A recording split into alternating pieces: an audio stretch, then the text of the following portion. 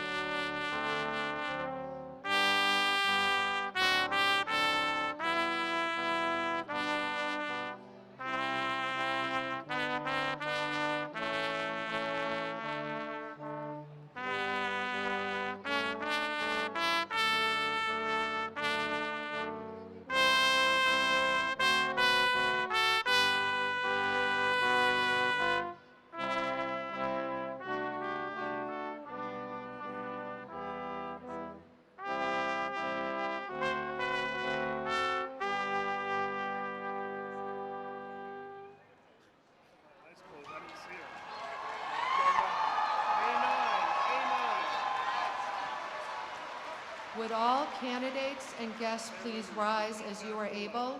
The stage marshals will now lead the procession with Provost and Senior Vice President for Academic Affairs of Northeastern University, David Madigan, and Dean of the School of Law, James R. Hackney.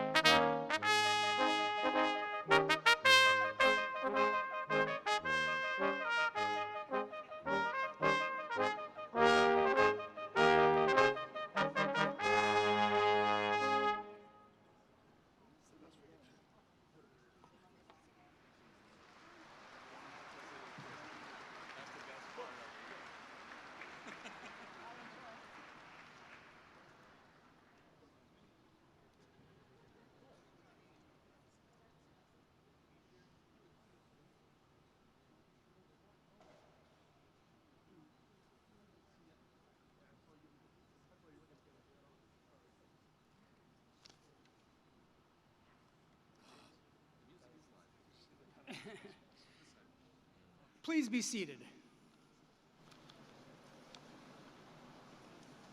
It is my pleasure to introduce the Dean of the Northeastern University School of Law, James Hackney.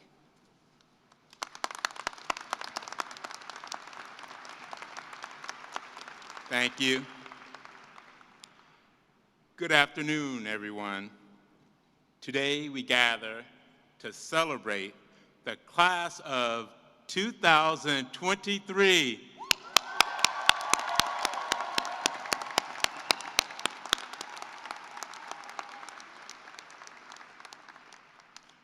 Provost Madigan, distinguished guests, members of the Board of Trustees and Corporation, faculty, graduates, staff, families, and friends. Welcome to the 2023 commencement exercises of Northeastern University School of Law. This is no ordinary class. You are risk takers. You applied to and began law school during the height of the pandemic. You were brave, not only willing, but also embracing a journey that started under a dark cloud. Yet you put on your rose-colored Ray-Bans and moved towards the light. And light you found. In law courses that challenge your assumptions, tested your ideas about right and wrong, and engage you in thinking about not only how laws are shaped, but also how they can be reshaped.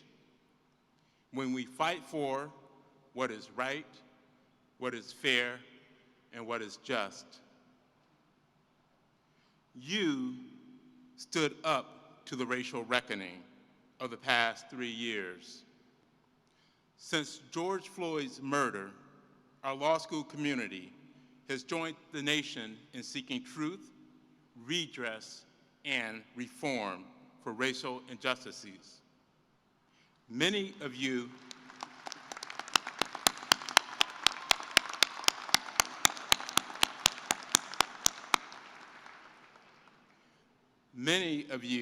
have engaged with our legendary Civil Rights and Restorative Justice Clinic or participated in the work and offerings of our Center for Law, Equity, and Race and the Center for Public Interest Advocacy and Collaboration, where you have investigated racially motivated murders, advocated for change, and will no doubt continue this critical work as we search for truth, racial healing, and transformation. At Northeastern, you have undertaken the most rigorous journey through law school in the nation, moving back and forth between classrooms and co-ops. You would not be here without the support of family, friends, and partners. And so let us take a moment to say thank you to the extended family of Northeastern and community for the class of 2023, helping them reach this day.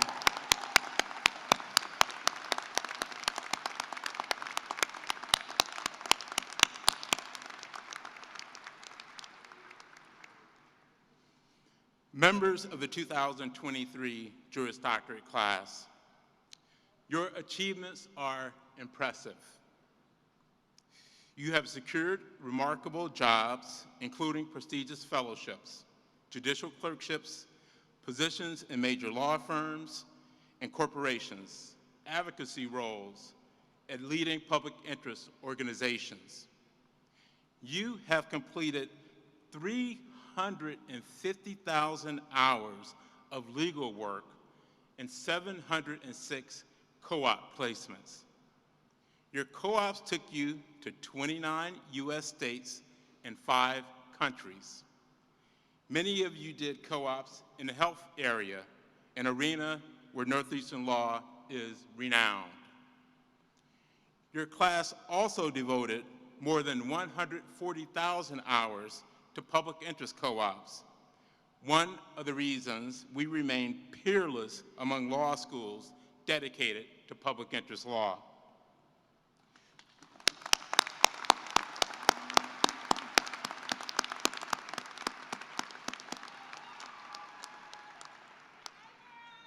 You, class of 2023, have advocated for civil rights and human rights.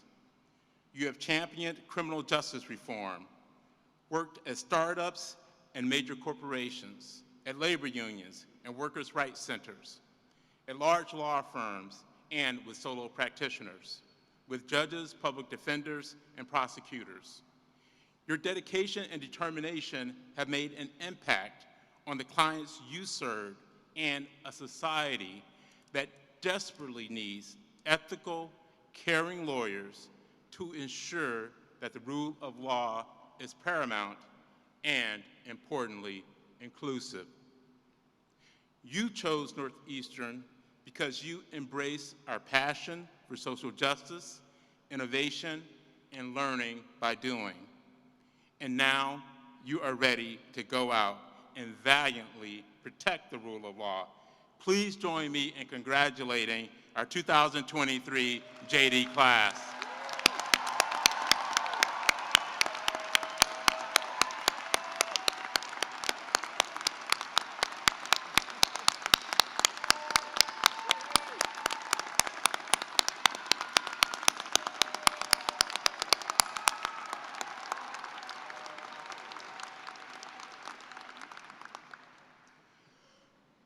To our 2023 Master of Laws graduates, you have practiced backgrounds in many fields, including cybersecurity and technology, finance, immigration, corporate and commercial law, telecommunications, and more.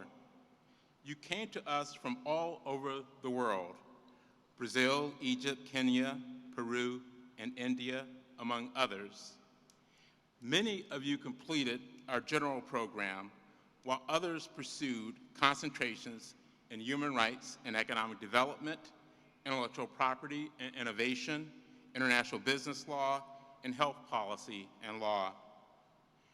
You secured co-op opportunities with law firms, nonprofit advocacy organizations, governmental offices, and with in-house legal departments of companies in fintech, healthcare, and IT. We are proud of all that you have accomplished. Please join me in congratulating our 2023 Master of Laws graduates.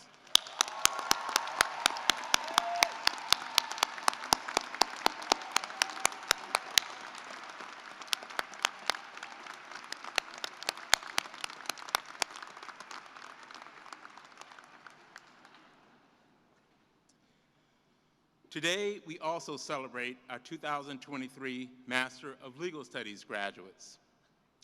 You have acquired valuable legal skills and knowledge that will enhance your careers in government, energy, insurance, higher education, and more.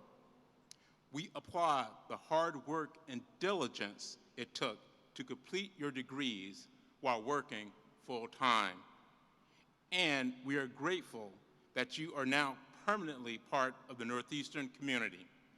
Please join me in congratulating our Master of Legal Studies graduates.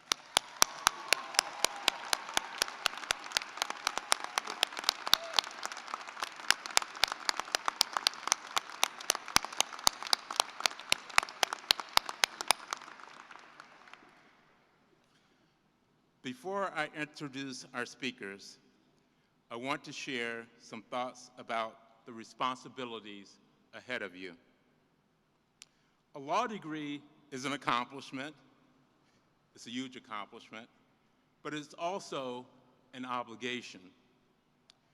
The checks and balances that we have long taken for granted in this country are in danger.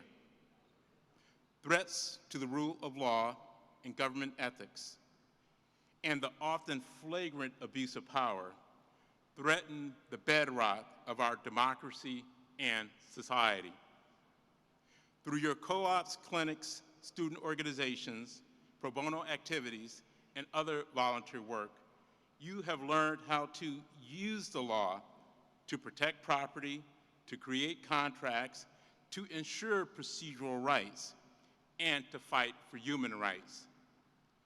Now, it is your time to evolve from student to lawyer to leader. And many of you have already demonstrated that you are leaders in so many ways. Whether you pursue a career in public service or rise to the highest levels of law firms and corporations, your obligation is clear. You must always give back.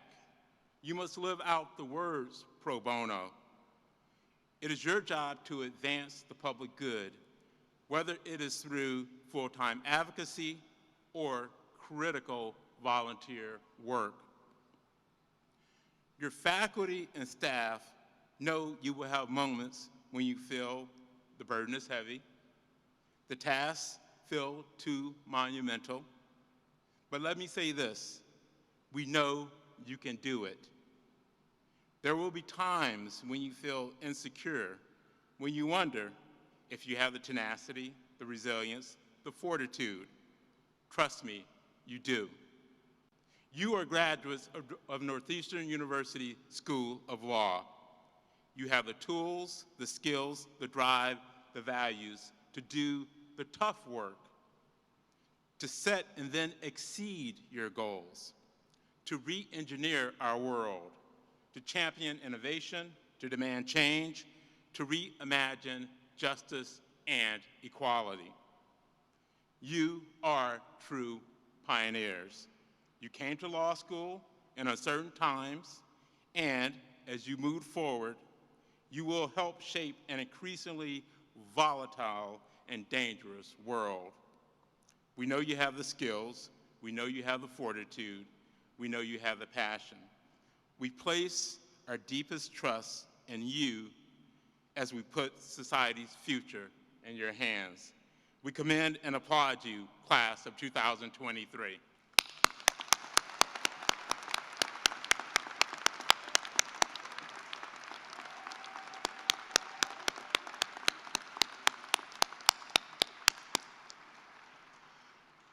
Now we turn to our speakers. I am honored to introduce Obiama Okonkwo,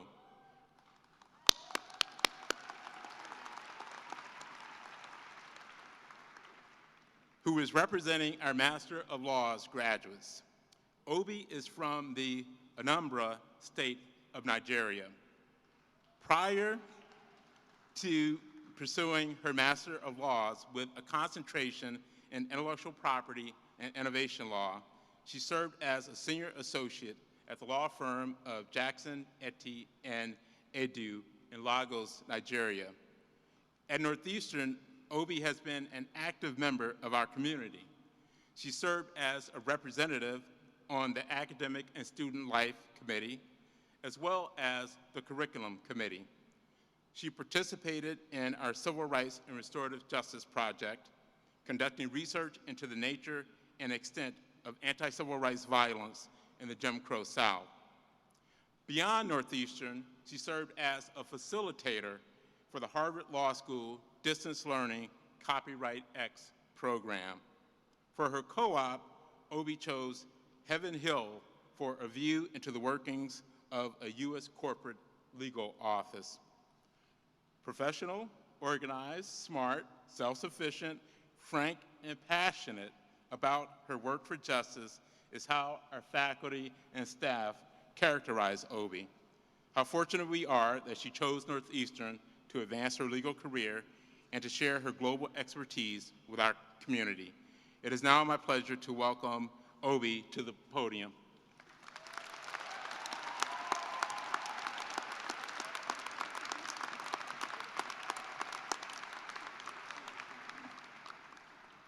Thank you, Dean Hackney, for that beautiful introduction. I am flattered. Distinguished guests, faculty, family, and friends, thank you for honoring us with your presence today. My fellow graduates, the beauty of diversity. No other phrase sums up my experience at Northeastern better than that. I have experienced the beauty of diversity firsthand, and that is the very essence of what my classmates represent. In my class, I met some of the bravest, strongest, most resilient and resourceful people from all over the world. For most of us, English is not our first language. For some of us, it is our first time in the United States. We left behind our families, friends, the familiar to venture into the unknown. Some of the things that provided us with emotional security, we did not realize until we left them behind. I, for one, recall how my mom would show up at my house unannounced, and I would be so annoyed. Because anytime my mom showed up, my account balance would go down. There was always a problem requiring financial solution. But it took me leaving Nigeria to realize how much I missed those visits, and how no amount of money in this world would replace the security that her presence brought to me. So we all left our comfort zones, and together we experienced the challenges that come with change. We found joy in the simplest things like the unpredictable weather. We eagerly prepared for the snowstorm. We bought snow boots, but the snowstorm never came. As lawyers, we were particularly intrigued by the fact that the US have 50 different set of state laws. That's incredible. We battled with homesickness. We missed the warm embrace of our families and friends. Some of us wanted to return home. One colleague almost bought a plane ticket. Others dealt with grief and the loss of loved ones. Yet, in our vulnerability, we discover the strength in our diversity. See, our classroom became a sanctuary, a place where we knew that there were others who could understand our journey. Our backgrounds are different, but our struggles are the same. Our experiences, both shared and unique, bonded us together. And through our shared joys and struggles, we have emerged stronger, wiser, and more adaptable. We have gained something truly invaluable, a global network of friends, colleagues, and future change makers. I thank Northeastern for bringing us together. Being an international student will certainly rattle your confidence, and understandably so. We were navigating a system not primarily designed for us. At some point in this journey, we felt like we are not enough. Today, I want to assure us all that we are more than enough. We have the skills necessary to thrive in a rapidly changing world. That is more than enough. And so today we celebrate. We celebrate our journey, our resilience, and our collective achievements. And for that, I say congratulations. Congratulations to the class of 2023, and may this beauty of diversity continue to guide us forward. Thank you.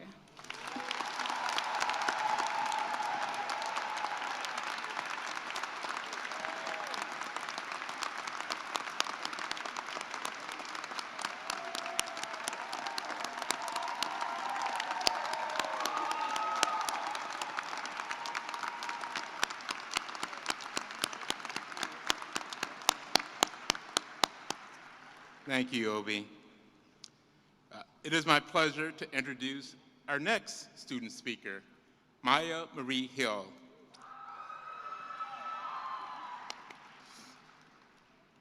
She graduates today with her Juris Doctorate. Chosen by her classmates to speak, Maya Marie represents the promise already remarkably fulfilled of how Northeastern trained lawyers take the lead in contributing to their communities. As a student, Maya Marie co-founded and served as vice chair of Women in Corporate, a student organization focused on fostering community and networking among female law students interested in corporate career paths. She also served as vice chair for social organizations for the Student Bar Association, as a director for the Cooperative Income Sharing Program, and as a member of the Women's Law Caucus, the Black Law Students Association, and the Queer Caucus. She was a teaching assistant for Professor Dan Danielson's Corporations course and a lawyering fellow for the Legal Skills in Social Context course. Beyond the law school, she volunteered with the Afghan Network for Advocacy and Resources, assisting with humanitarian parole applications. At Northeastern, students use our co-op program and courses to explore a variety of law fields. Some, like Maya, know exactly the path they want to take. Maya's passion for corporate and intellectual property work both drove and magnified her learning and experience. Through her work with our Intellectual Property Law Clinic and with Northeastern's Office of the General Counsel, Anilum Pharmaceuticals, and the law firm Morse. Please welcome Maya Marie Hill to the stage.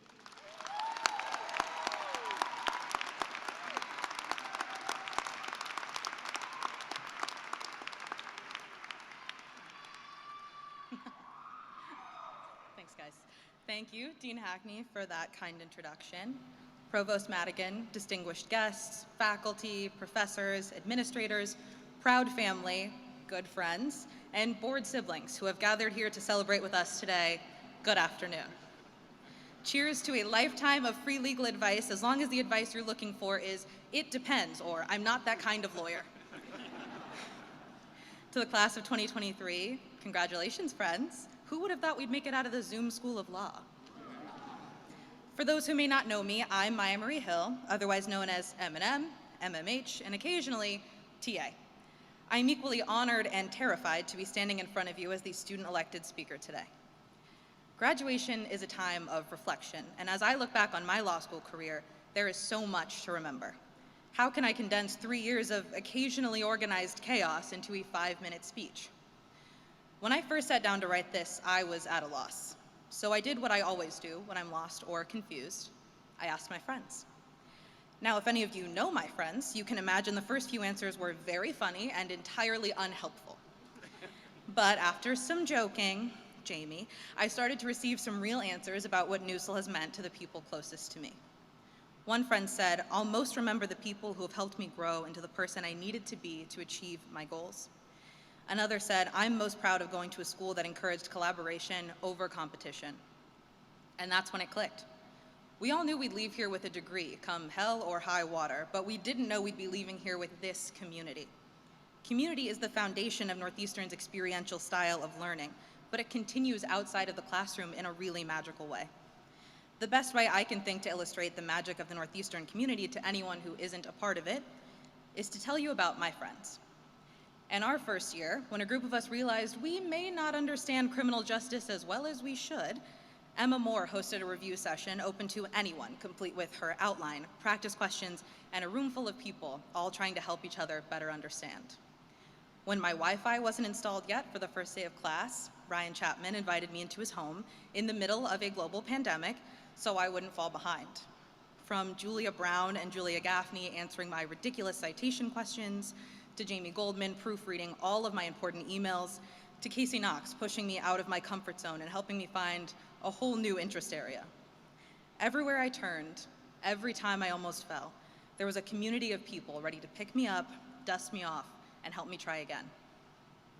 It's not just the students, though. It's every professor who took extra time and care to answer that 4th question in a row to guarantee you fully understood.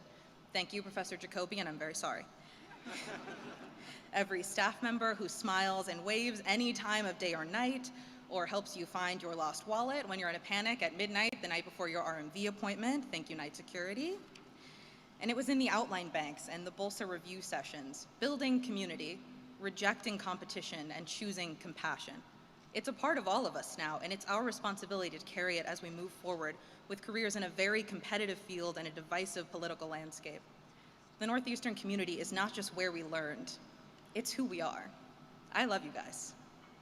I'd be remiss not to mention the people who first taught me the meaning of the words community and compassion, my family. Whew, we won't cry. Mom, as an immigrant, you forged your own path, and you're the strongest person I know. Dad, you disregarded circumstance and created legacy. Your sacrifices do not go unnoticed. To my brother Garrison, you taught me the true meaning of resilience, and you are my hero. And finally, my partner Ben, all of my best days begin and end with you. I watched a lot of graduation speeches to prepare for today, and most of them end with either words of wisdom or a call to action.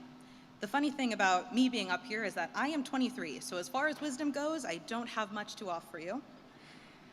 But my community is full of people with far more years of wisdom than I, so I'll leave you with a call to action from someone I deeply admire, someone who never fails to motivate me or make me ready to take on the next challenge. I know what some of you are thinking, and it is not a Taylor Swift quote. Class of 2023, let's make it happen. Thank you.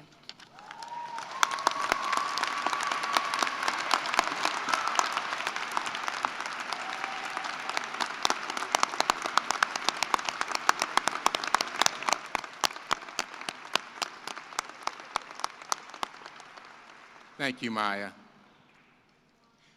Before we turn to our faculty speaker, I will take a moment to recognize 2 faculty members, both former deans, who are retiring this year. Emily Spieler joined our faculty in 2002 as the first woman to lead our law school as dean. Professor Spieler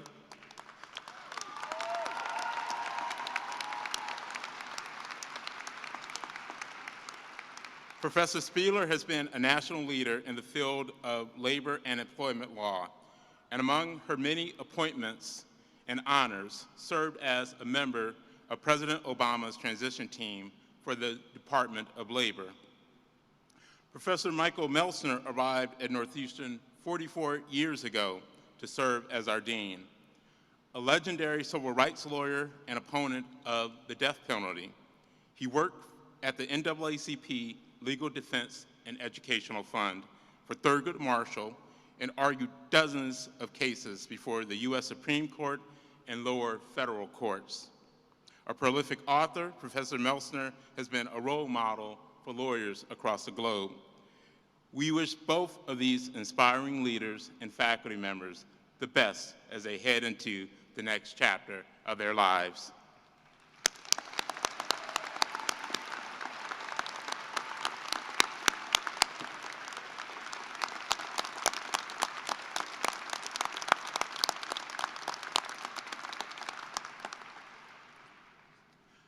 Our faculty speaker, chosen by our graduating class, is Professor Daniel Medwed.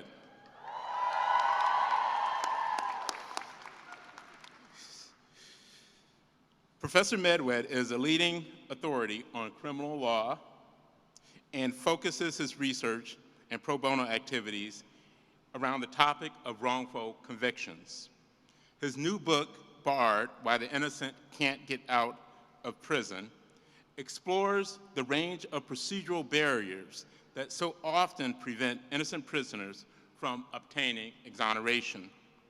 He is also the author of, or co-author of several criminal law casebooks, as well as Prosecution Complex, America's Race to Convict and Its Impact on the Innocent. Professor Medwed is a founding member of the Innocence Network and a former president of the Board of Directors of the Rocky Mountain Innocence Center. He currently serves on the board of the New England Innocence Project. Many of you find his name and voice familiar. Professor Medwed is the legal analyst for GBH News, Boston's local NPR and PBS affiliate. Above all, Professor Medwed is one of our most respected teachers and legal advocates. His enthusiasm for law and his advocacy for defending those who too often suffer at the hands of an unjust system is an inspiration to us at Northeastern and well beyond. I invite Professor Medwed to the podium.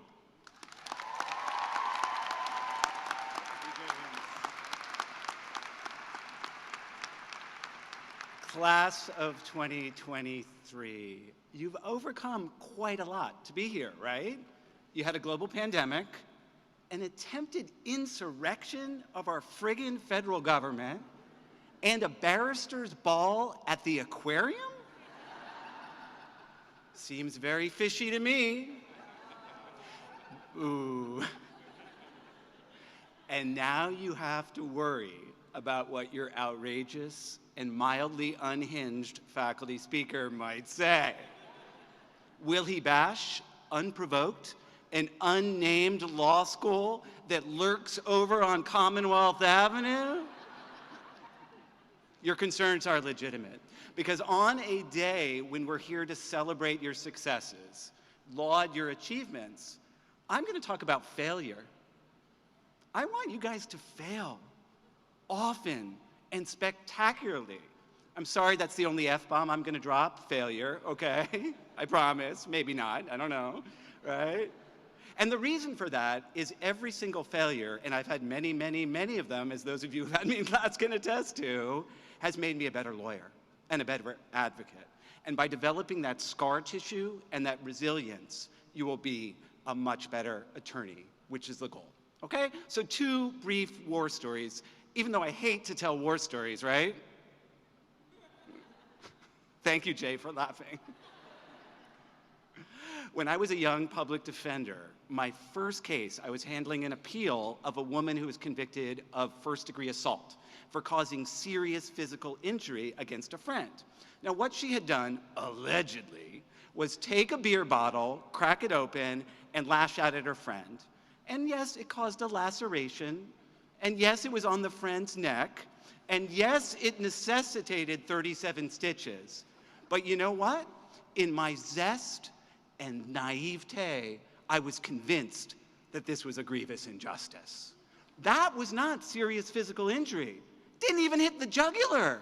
I mean, vital organs. No, that's a superficial wound. So I wrote a strident, impassioned brief about how the judge had royally messed up. And I strode into court, my very first argument, with a fancy little suit and one of my little ties. And I walked up there full of hubris, and I said, "May it please the court, Daniel Medwed on behalf," and before I could finish my introduction, the presiding judge interrupted me in a deep baritone. You know how I like to make voices, I'll try it. "Counselor, some cases should not be argued, and this is one of them." I ran, no. I somehow survived that moment, and when I got back to my apartment, I was livid. I was irate. How could he do this to me? Then I realized he was right. Not about the fact that my client didn't deserve an argument. Everyone deserves their day in court. You all know that. But he was right that I was completely off base. Not every case deserves a full-throated roar. Not every case cries out for righteous indignation. If I had pitched that case as an issue of the jury being deprived of the chance to consider alternatives, lesser alternatives to first-degree assault, I might have won. So I learned a really important lesson, right? But at least I could take comfort in the fact that a factually innocent person's imprisonment was not prolonged because of my misstep. That would come a few years later. As some of you know, after becoming a public defender, I spent 4 years running the day-to-day operations of an innocence project at Brooklyn Law School, where my students and I would investigate and litigate claims of innocence. I was the junior person on the team. Get used to this, guys, which means I did all the work and got none of the credit, okay? My senior, fancy, tenured colleague got to argue the cases in court. I had to find the good cases for him. So what I would do is I would spend hours and hours and hours reviewing the hundreds of letters that I received each year to figure out if I could separate the wheat from the chaff. Could I figure out which cases were good ones to investigate? And I spent years worried about the idea that I might have missed something. And I could take comfort in the legal fiction that I hadn't, because I had not received the actual confirmation that I had done this. Until a few months ago. So I'm teaching class at Northeastern. It's the fall of 2022. I like to bring exonerees into my class to talk about their experiences. I'd always wanted to bring, at least for the last 5 years, a man named Felipe Rodriguez into class. Mr. Rodriguez had been wrongfully convicted of a brutal rape murder in Queens in the 80s, and he spent 30 years behind bars before a friend of mine, a great advocate named Nina Morrison, who some of you may know as Judge Morrison now of the Eastern District of New York, freed him in 2019 after she found evidence pointing to the true perpetrator. So I reached out to Mr. Rodriguez through Instagram. I'm all about the social media, right, guys? And I said, "Mr. Rodriguez, will you come to my class?" And this is what he wrote back. "Dear Professor Medwed, this is not our first encounter." And he sent me a screenshot of a letter from 2002 that I had sent to his sister, refusing to take on his case. Regrettably, I am not in a position to be of assistance. 17 years before another, better lawyer freed him. So in that moment, because I'm a white dude, I felt defensive, and I was about to act in a defensive fashion. But I'm old, I have gray hair, so I knew enough to take a beat and to write back the only thing that rang true and seemed right. "Dear Mr. Rodriguez, I'm sorry, I screwed up. Want to come to my class?" We've become Insta friends and Instagram friends ever since, right? The takeaway from this, of course, is I wish you many, many successes in the road ahead, but I also wish you a lot of failures. You should fail, and you should fail miserably, because that will make you stronger, it will make you wiser, and ultimately, that will make you a better lawyer. Best of luck, class. Thank you.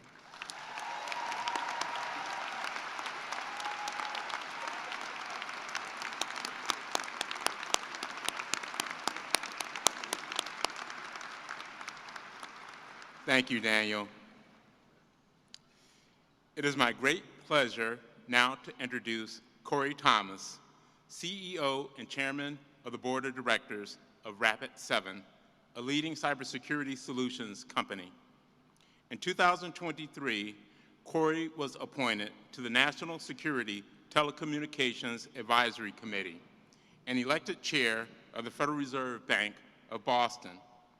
He is a member of the Council on Foreign Relations, serves on the Blue Cross Blue Shield of Massachusetts Board of Directors, and was a founder of the New Commonwealth Racial Equity and Social Justice Fund, a coalition of Massachusetts Black and brown executives focused on addressing systemic racism and racial inequity in Massachusetts.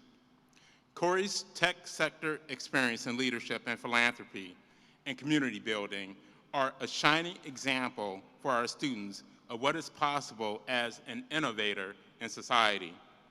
His story is one of global experiences, private industry leadership, public service, and a willingness to challenge the status quo. Values that we strive to instill in our students. Please join me in welcoming Corey Thomas to the podium. Corey.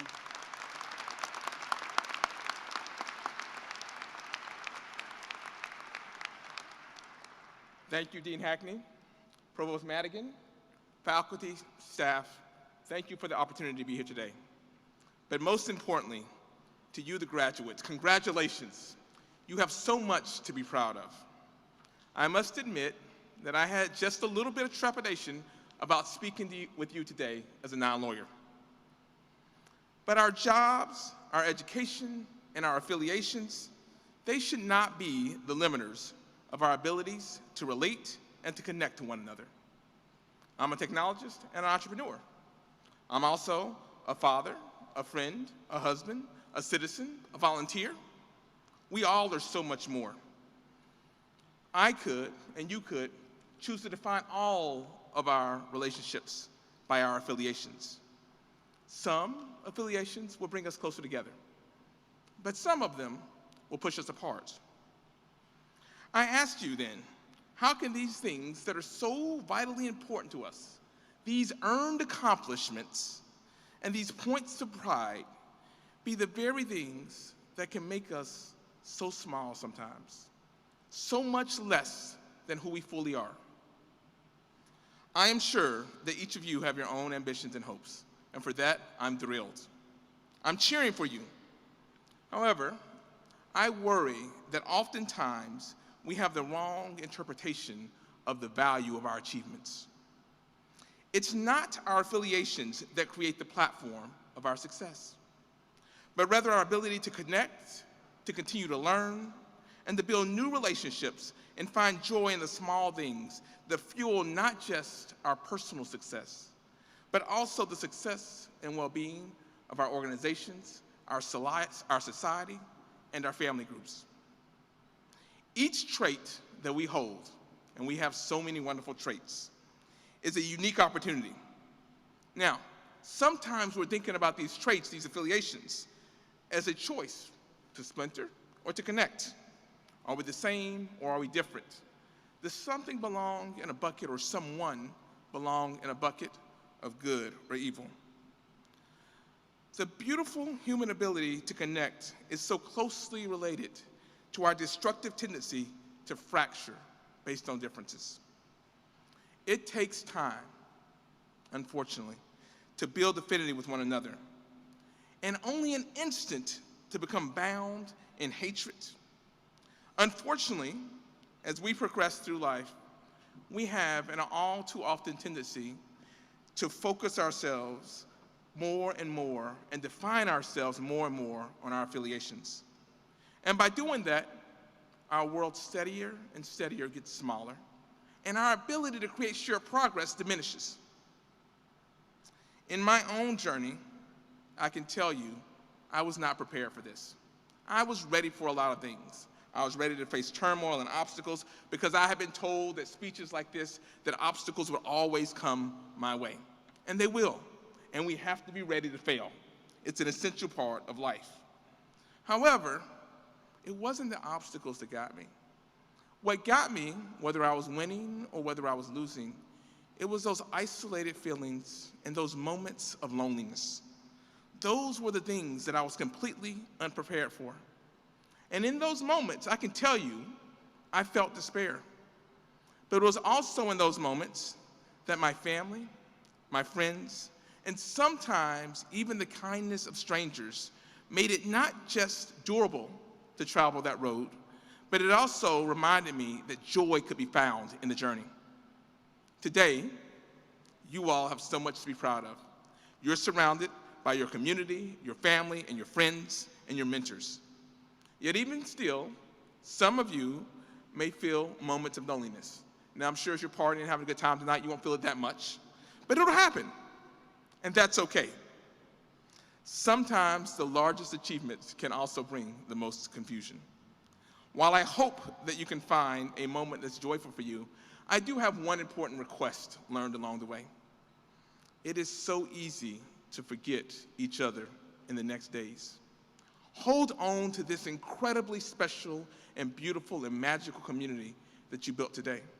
And make a commitment to at least just one person that you will stay not just passively connected, but deeply connected. Because we're human. And being human is a beautiful thing, but it also means that sometimes we can neglect the very things that are critical to our health and well-being. Those important things, they may seem small, but they connect us and make us who we are. I say this not just for your well-being, because I want you to be happy and joyous and have a great time, but I say this also because this connection, this ability to build new relationships, these abilities to stay together, these are also the things that actually will catalyze your career and your aspirations. You see, I know this firsthand, how easy it is to lose that touch. I, and my wife is here today, and my friends are here today, they will tell you that unfortunately, I sometimes have a habit of becoming a little bit distant. I'm also ambitious. And so I see future technologies, I see cities, I see programs, I see progress everywhere I look, and I'm ready to jump in. But in those periods of struggle, sometimes I distance myself a little bit and a little bit further. And every few years, when I have some spectacular failure, I'm reminded that my tendency to distance limits my connection.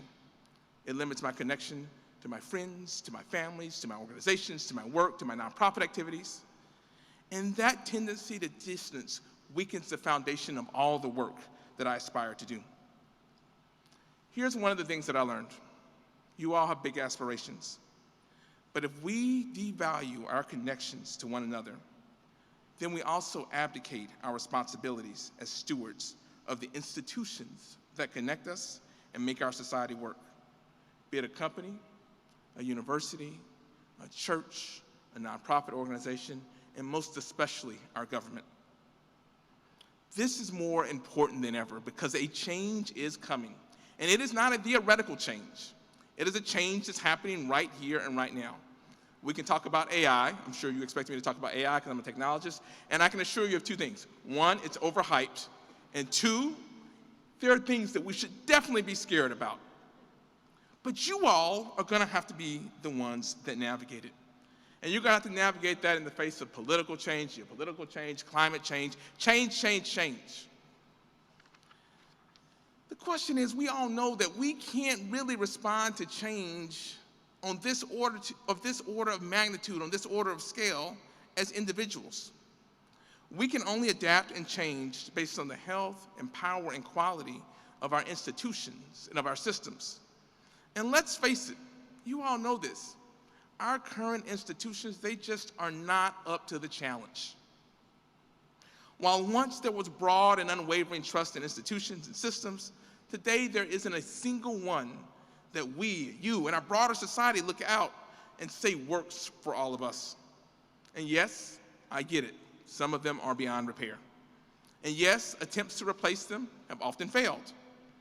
And yet we don't have the privilege of being able to live in the world and prosper without strong, healthy institutions. Now, the good news, the thing that I'm most thrilled about, it turns out I'm not just excited that you're graduating today. I'm excited because of who you are. Many of you care. I heard all the accolades I've read, I've researched. You care, and you care deeply, and you want to do big things, and you want to push boundaries and barriers, and you want to drive positive change. We need you to actually do that. And by the way, we need you even when we're frustrated, because lots of you push the boundaries of business and you drive me crazy, but I appreciate you for everything that you do.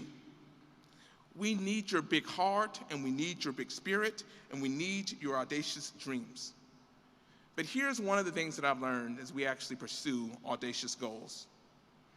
It's that nothing that is big in life can be accomplished on a weak foundation. None of the things that were mentioned today, none of the things that we actually care about, can be done on broken institutions or systems that we rely on. And part of the problem is that unfortunately we do not glamorize the messy work of the care, investment, and nurturing of the backbone of our institutions and our systems. And then somehow we're magically shocked when our very rational and very sensible ideas, policies, initiatives, programs, they somehow fail because we haven't cared for the engine that's going to drive them forward. And that's why we need you to not just be advocates and builders and visionaries. I know you can do that well. But we need you to be the gardeners, the fixers, the tuners, and the folks that do the steady and unglamorous work to make our business, government, civic, and nonprofit institutions not just effective, but also trustworthy. Today, more than ever, we need stewards of connection and menders of institutions. We need those who stretch boundaries, expand relationships, negotiate and reconcile contrasting ideas. We need those, and we need you to be deeply invested in building our institutional capacity so that we and you can not just carry the programs and ideas that we create, but we can build something that can carry the programs and ideas that will move our society forward. You are the champions that we need. This is the opportunity that we have together. And I want you to remember one thing. It often gets mixed up. And despite the rhetoric, our systems and our institutions, they are not meant to work against us. They are not meant to operate against us. But they desperately need us to cultivate them, to evolve them, to change them, and to bring them into phase with where we're going. And so while the road may be hard, and I can assure you it's definitely less glorious, when you stop and look around, I hope you see that it's not a lonely one, because we're going to be all working on this together. So I commend you, and I congratulate you, and I thank you so much for the wonderful work you're going to do.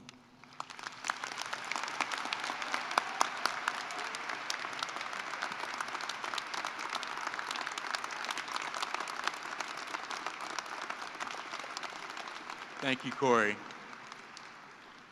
I now invite Provost David Madigan to join me at the podium for the presentation of a recognition. Thank you, Dean Hackney. So I'm going to read the citation that we're about to present to Corey. Inspirational champion for equity and inclusion, innovator for the public good, transformative business leader. As a student, you were drawn by the potential of new technologies to empower people and communities everywhere. As a newly minted engineer, you were drawn by the capacity of business to turn potential into reality. After earning your MBA, you ascended the executive ladder at companies driving global innovation, while absorbing vital lessons about the nature of success and the need for leaders to stay humble and open to discovery. After joining the young cybersecurity company Rapid7 in 2008, with an eye to advancing your entrepreneurial dreams, you achieved a different and unexpected kind of advancement. Your talent, depth of character, and breadth of vision elevated you to the corner office in just 4 years.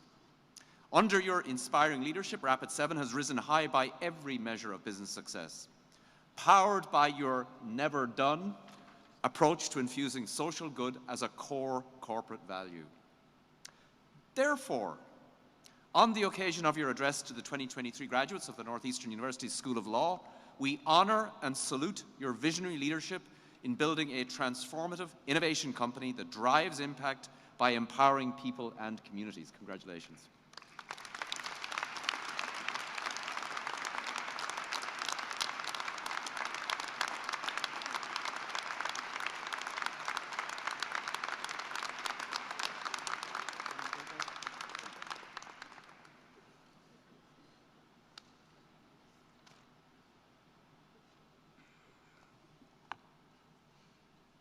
The moment you've been waiting for.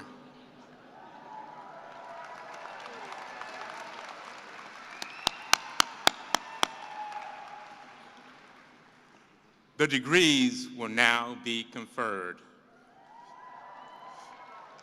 Provost Madigan, it is my privilege to report to you that the candidates here assembled and others have qualified in all respects for the degree of Juris Doctor, Master of Laws, and Master of Legal Studies.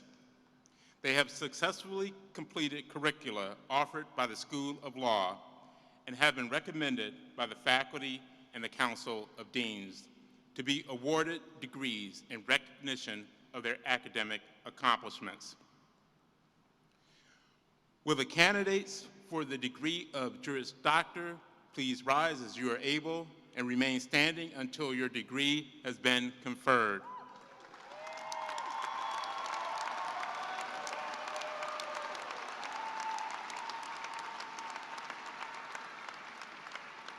Provost Madigan, I am honored to present the candidates who have qualified in all respects for the degree of Juris Doctor. By virtue of the authority vested in me by the Board of Trustees of the University, I do hereby confer on you and all those who have properly qualified the degree of Juris Doctor with all the honors, privileges, and responsibilities thereunto pertaining. Congratulations, graduates.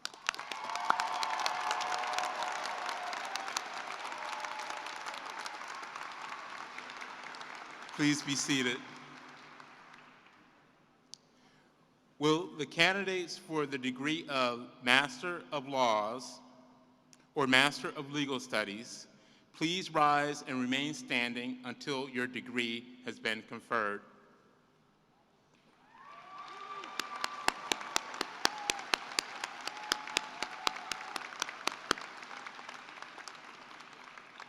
Provost Madigan, I am honored to present the candidates who have qualified in all respects for the degree of Master of Laws or Master of Legal Studies.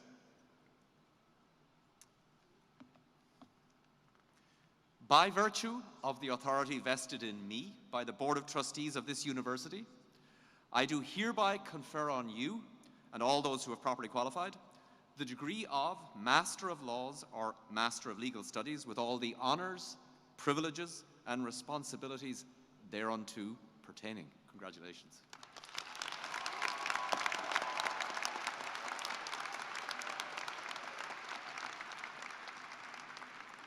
Will the graduates please be seated? You made it.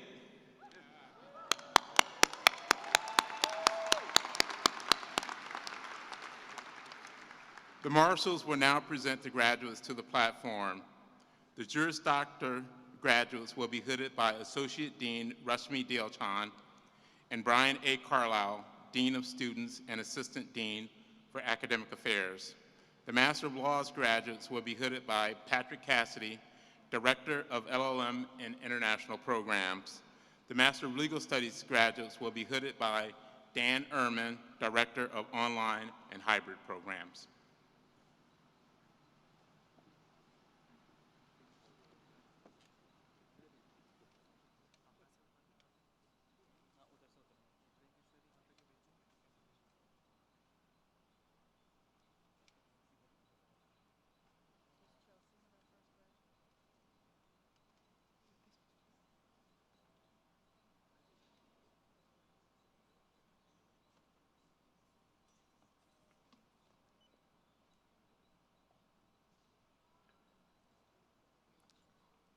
Now announcing Juris Doctor.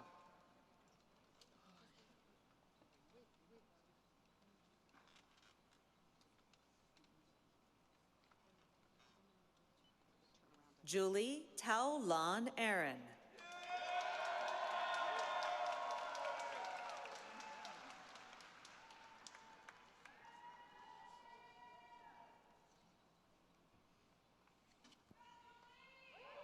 Faisal Abuar.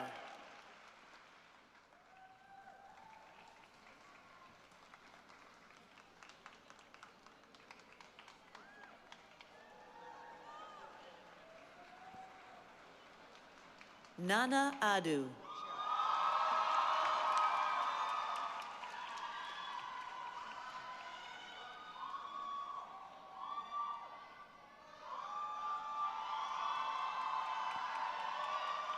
Ramisha N. Aftab.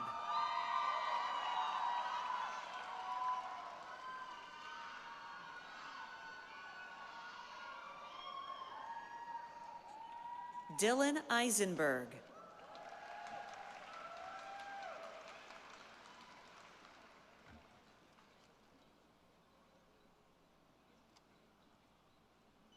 Sydney Albrecht.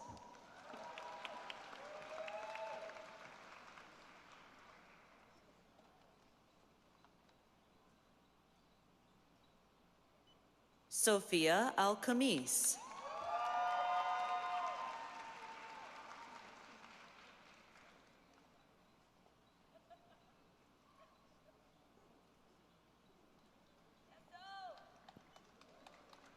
Margaret Annis.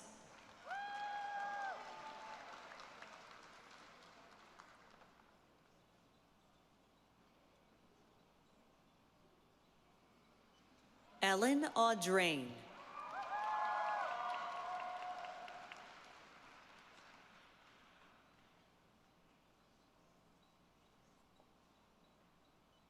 Sandra Benson.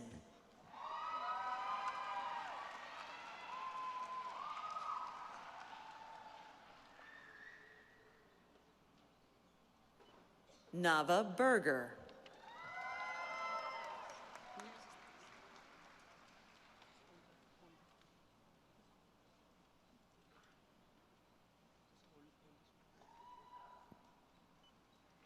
Claire Bergstresser.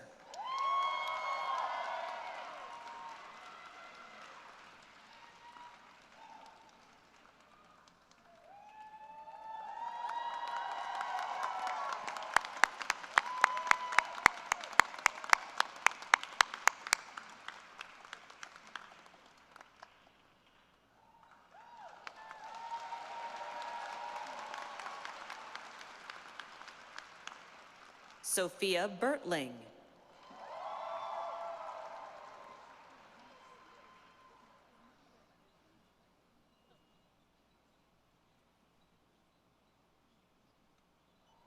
Bailey Bickford.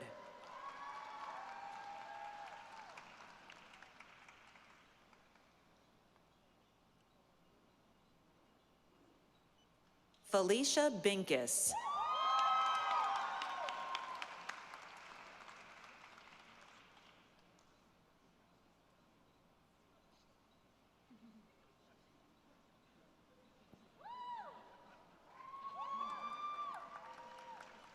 Maya Bornstein.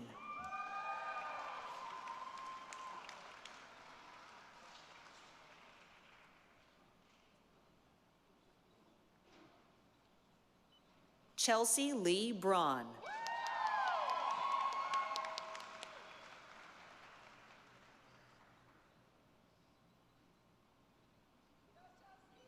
Amanda Brea.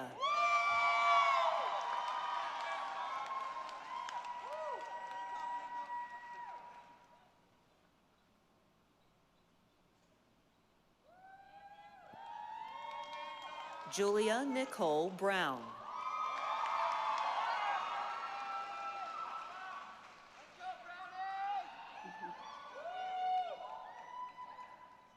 Catherine Brummond.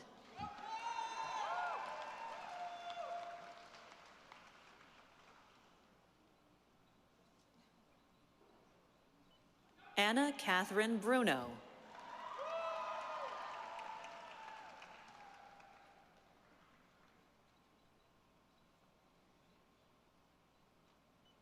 Alexandra Diane Bruns Smith.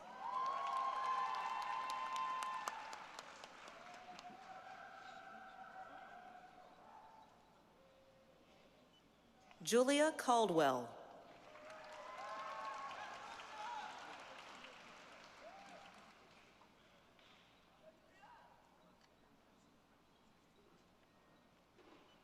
Victoria Wills Campbell.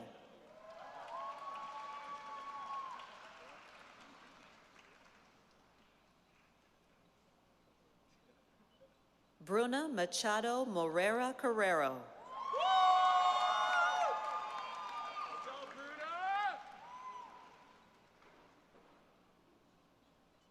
Azra Simone Carrington.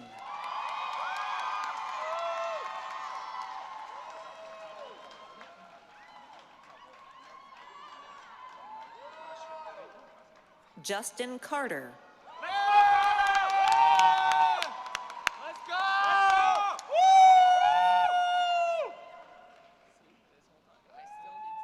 Justin Alexander Caveen. Let's go!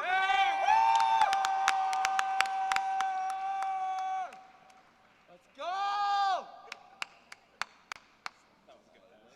Miranda Cecil.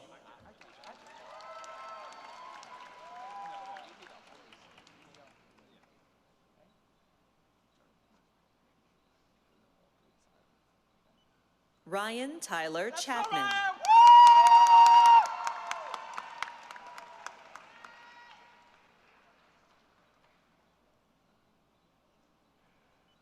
Hui Chen.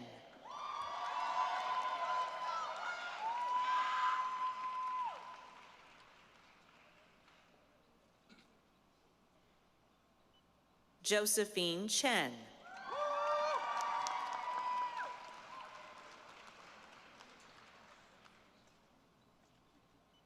Rachel C. Chen.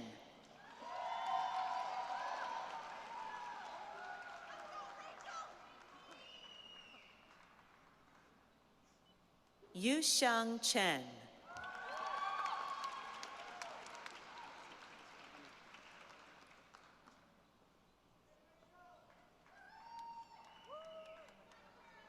Emily Conley.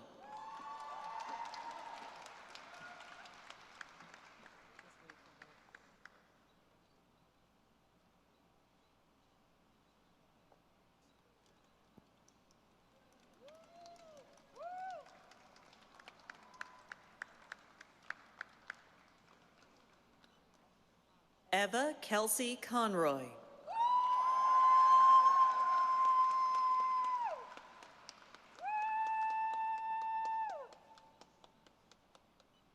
Sarah Fatima Conroy.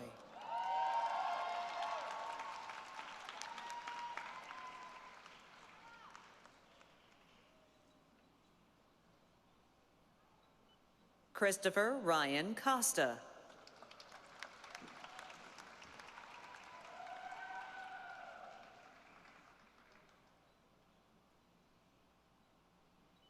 Connor Coleman Cox.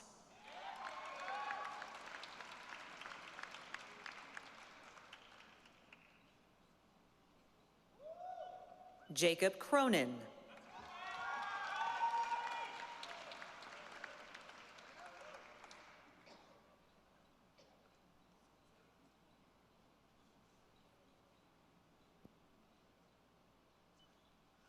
Sarah Crossan.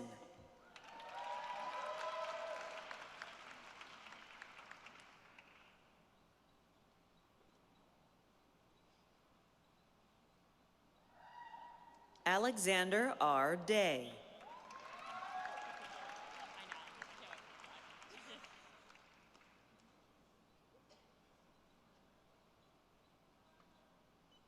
Erica Dennery.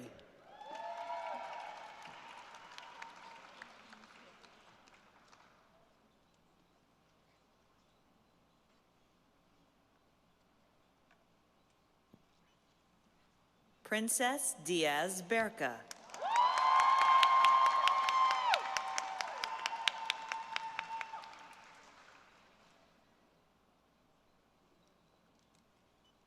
Jay Dixon.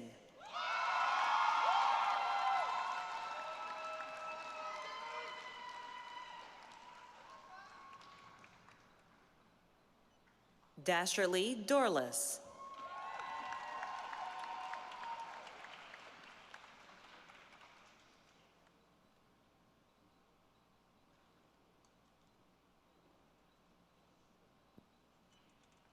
Kathleen Downs.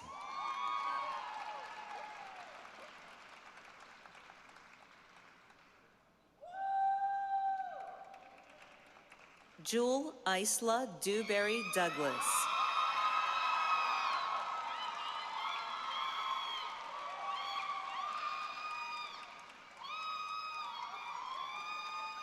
Madeline Edelstein.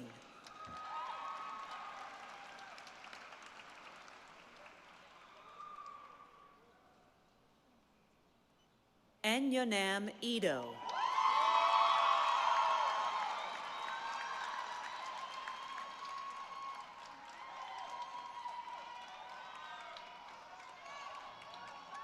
Camille Ertel.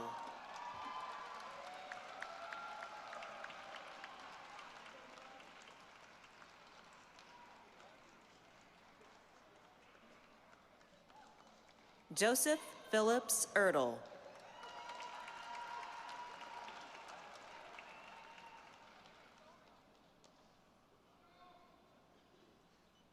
Isayeli Iscarcega.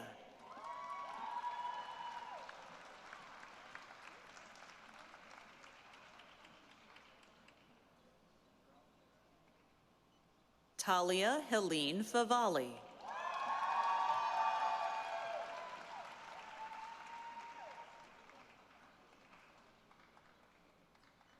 Kameli Hadassah Fortunati.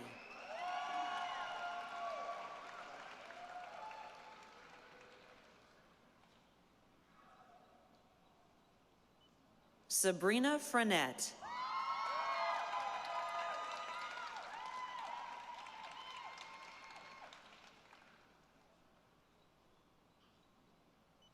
Carl Gattaca.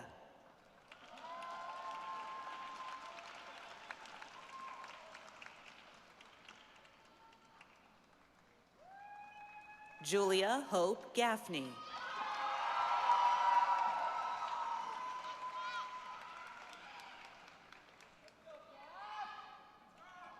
Rohini Devika Karan Gajaraj.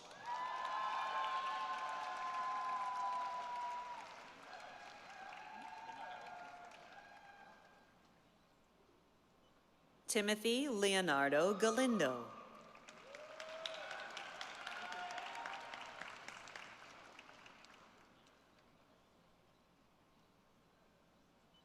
Aaron Gannon.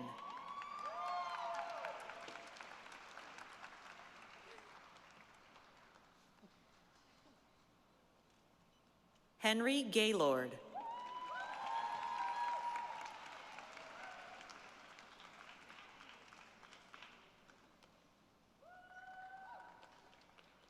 Maraf Gedawan.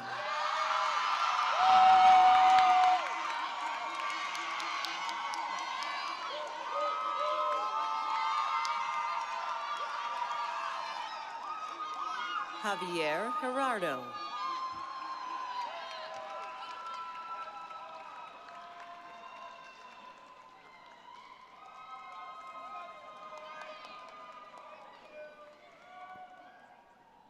Madeline Gerard.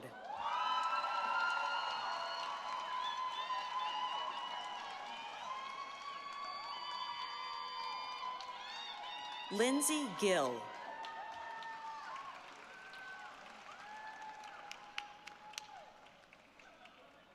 Lucas Joseph Glansman.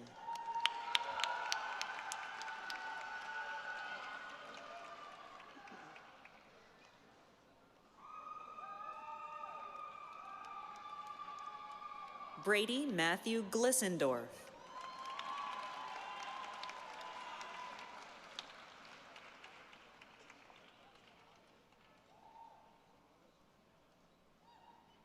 Jamie Rose Goldman.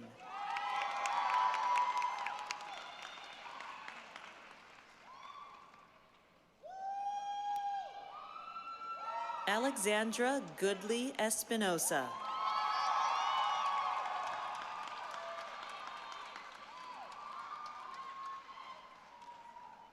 Cade Grady.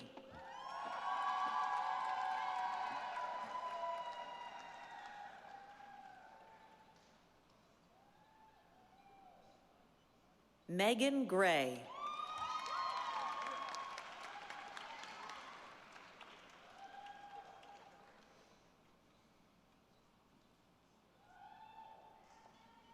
Alicia Graziano.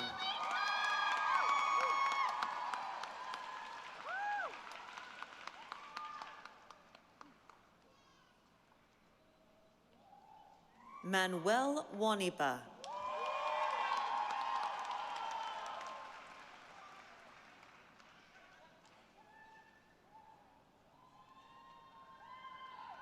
Steve C.K. Hong.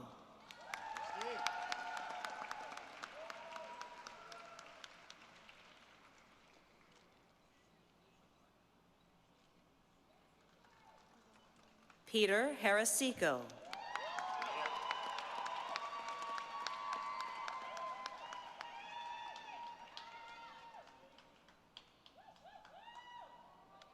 Alexis Haskett Wood. All right, Alexis.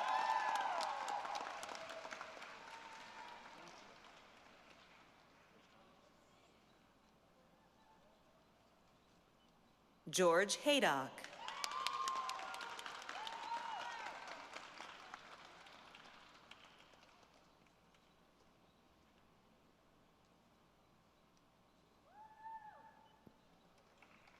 Jacob Hayward.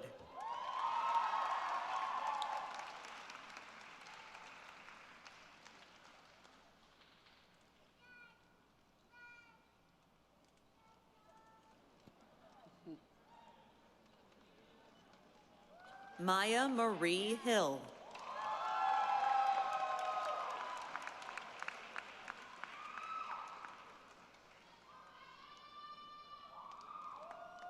Jamie Hom.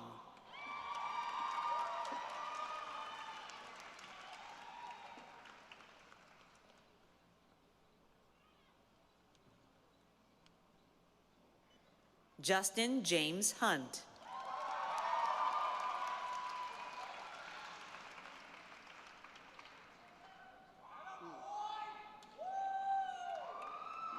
Samantha Chen Hun.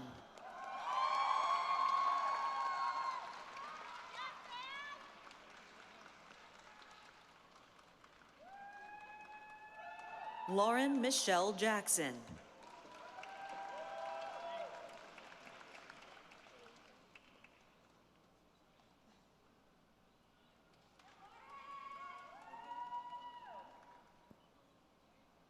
Hardy Garvey Jean.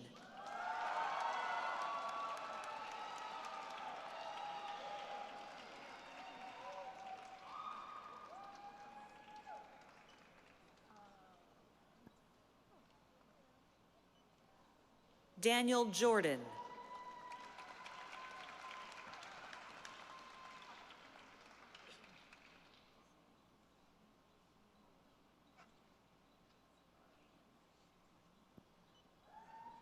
Abigail Kalahar.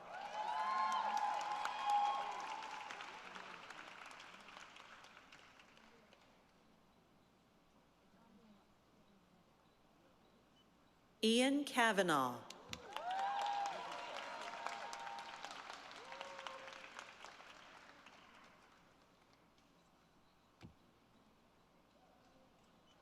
Taylor Kim.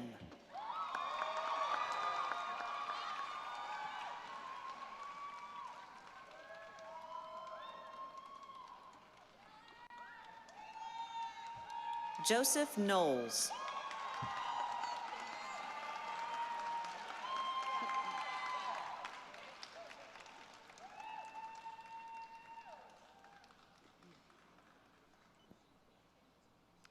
Casey Iman Rose Knox.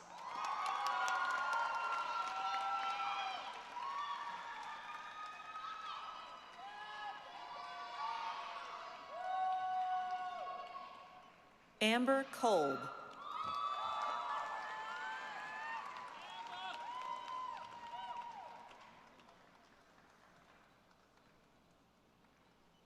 Joseph Konopka.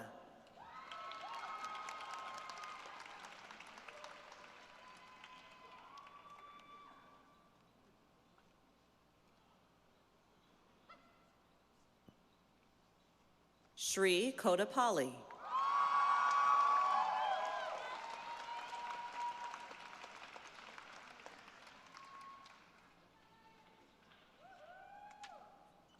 Rowan Laidlaw.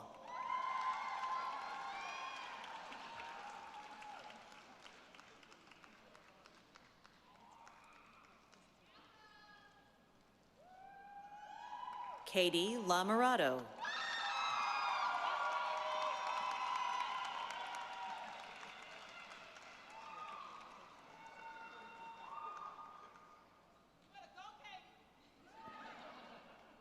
Katrina Teresa Lampkin.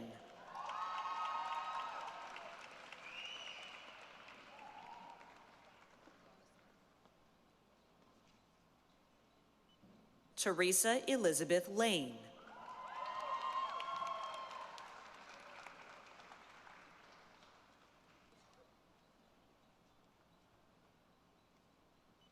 Kayla Larkin.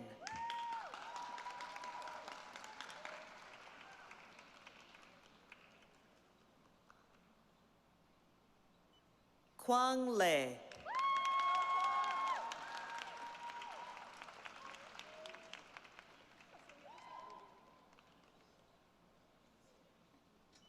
Adrian Carmen Lee.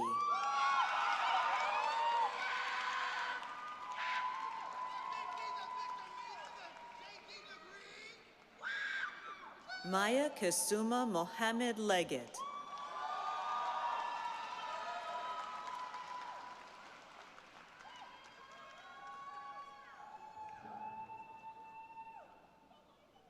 Andra Lahoti De Leon.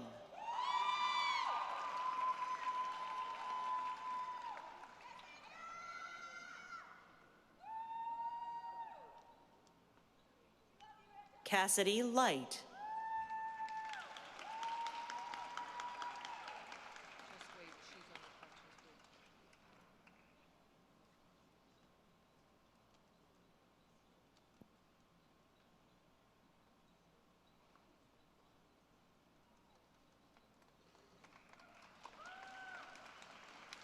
Miranda Ann Leo.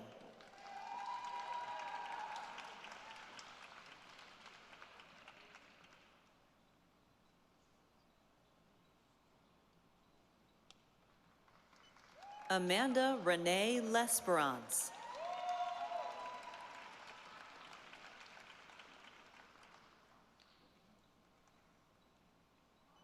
Keely Shea Lovato.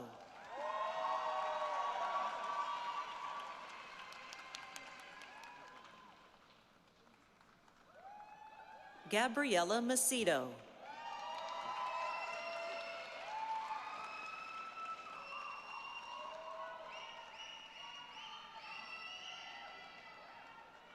Ellie Britt McLean.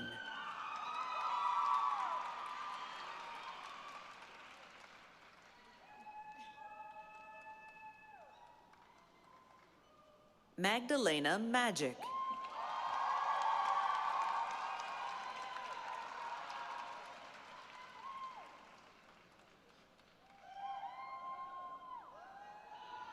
Grace A. Mamo.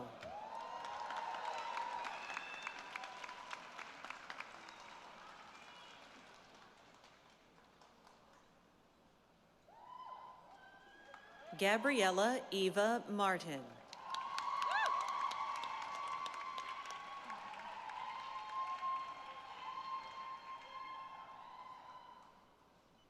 Nico Maruli.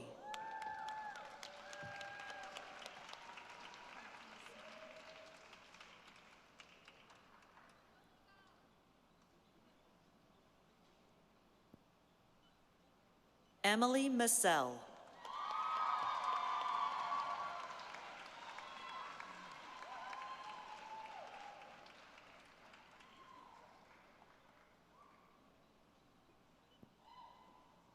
Allison Mastrangelo.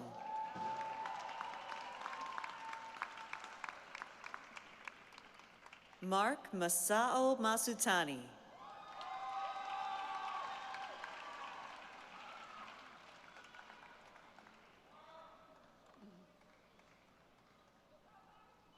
Lindsay McCumber.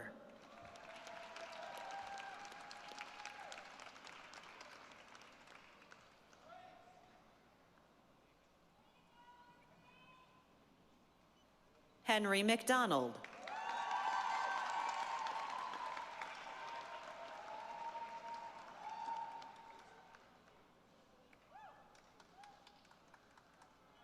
Alexander McGrath.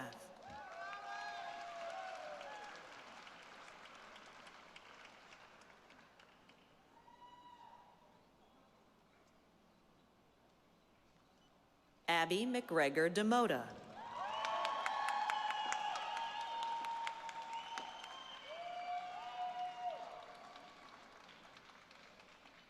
Tess Francis McMahon.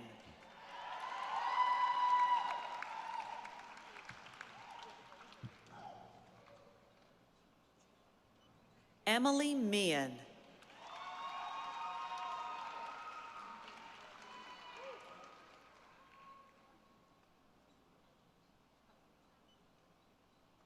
Ilana Mayer.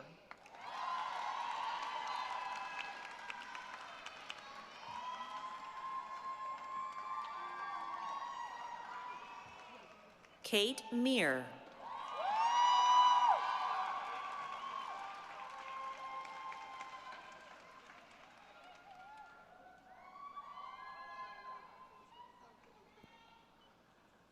Hadassah Mickelixon.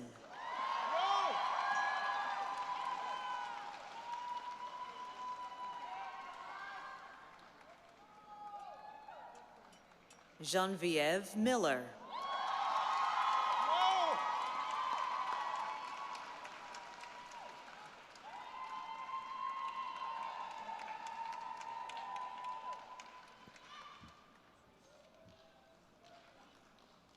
Natalia Rachel Minoff.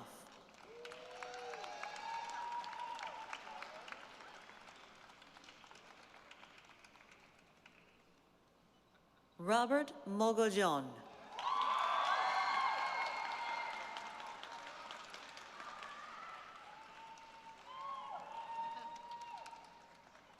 Marissa Mooney.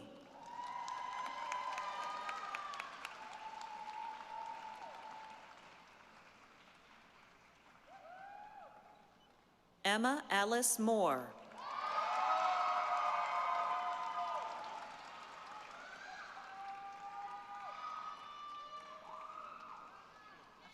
Kathleen Moore.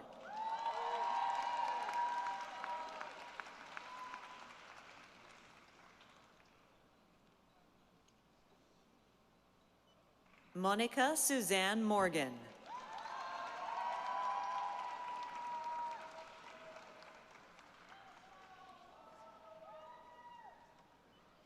Sean Nguyen.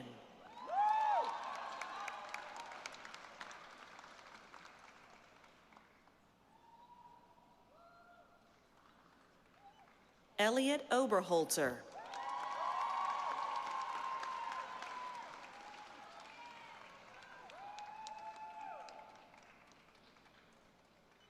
Thomas James Atkin.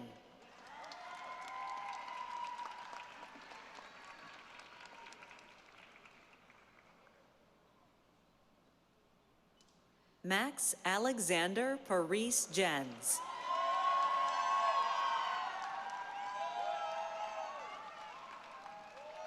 Alan Harry Parati.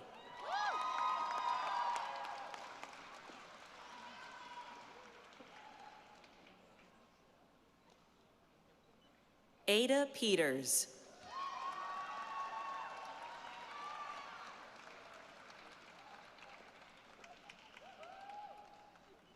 Mary Petronio.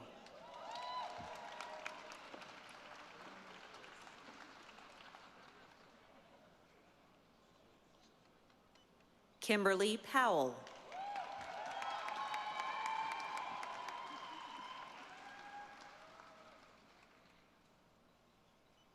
Ruchi Ramamurthy.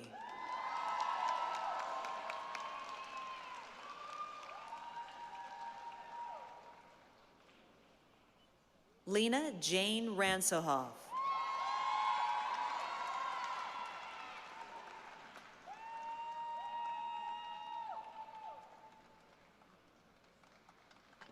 Sarah Ratsimbasavi.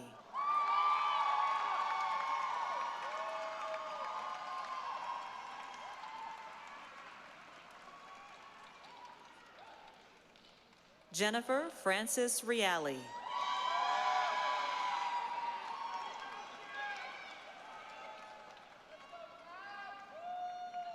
Sandy Racinos.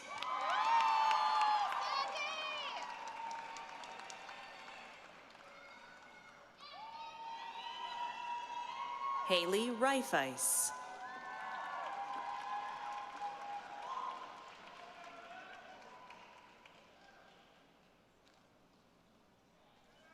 Catherine Reynolds.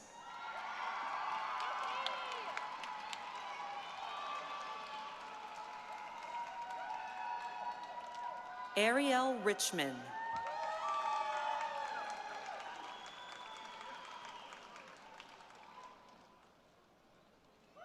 Nicole Ricker.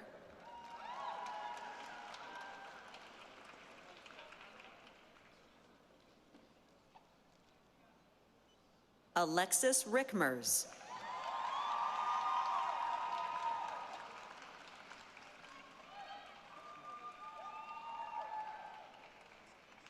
John Julian Roby.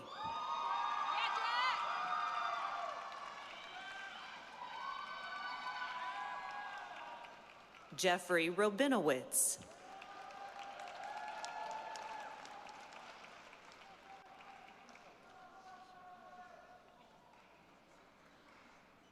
Laura Rozier.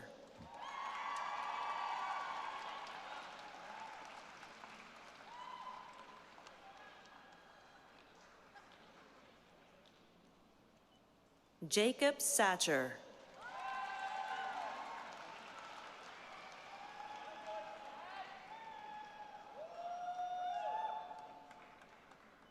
Connor Grant Skulls.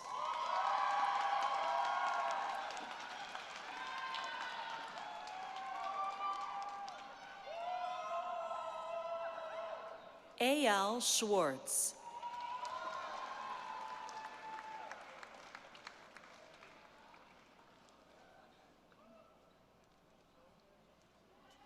Maya Shapiro.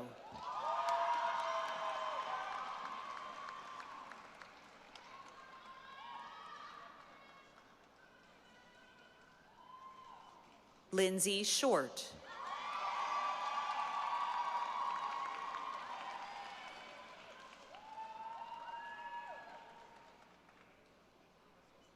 Audrey Morgan Shreve.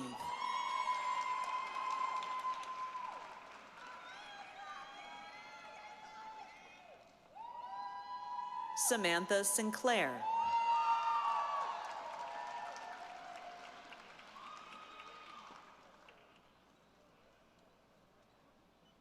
Matthew Skirkowski.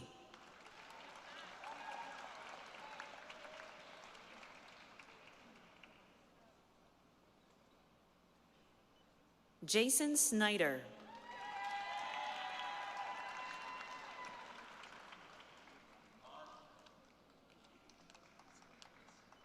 Ana Elisa Souffrant.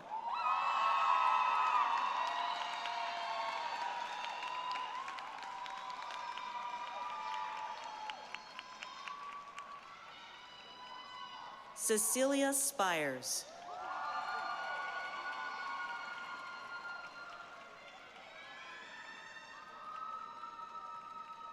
Leah Reuter Spingarn.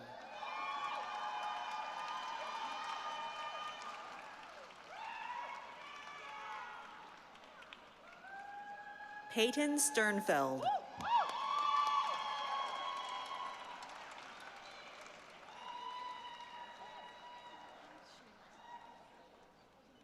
Molly Strabley.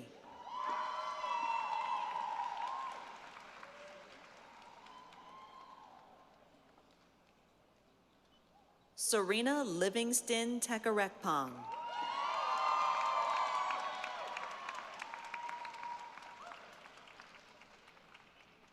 Sarah Thompson.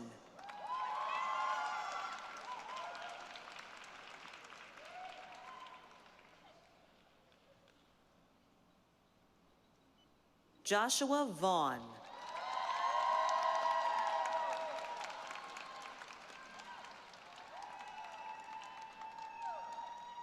Anika Srivastava Verma.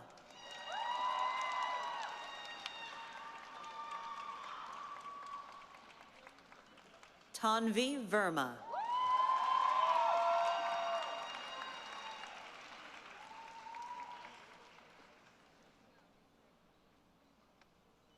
Shreya Vijay.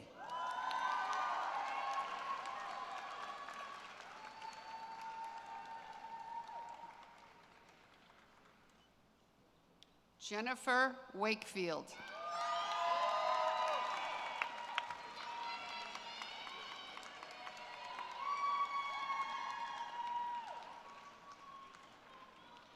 Sadiq Anthony Walker.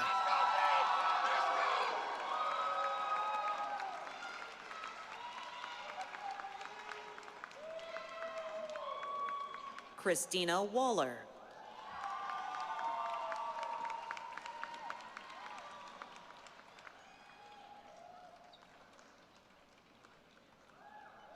Lorraine Watkins.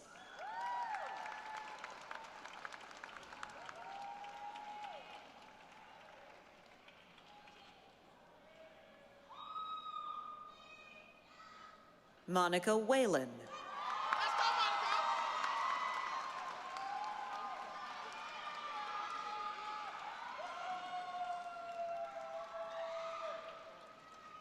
Nicholas Willing.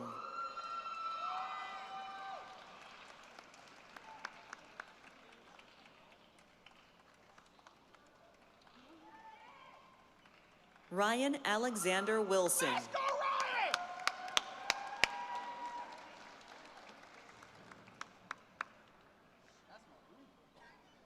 Julia Winnett.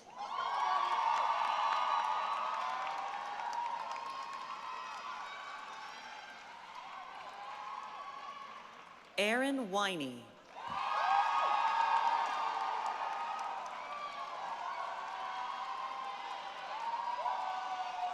Allison Riley Wise.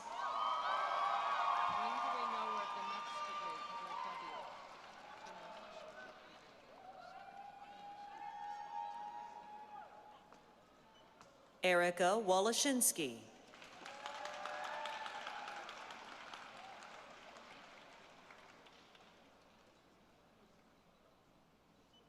Francis Cho Wong.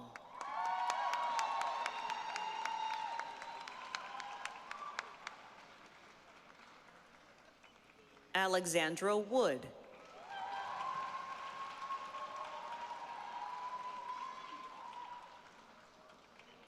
Bria Lee Yazik.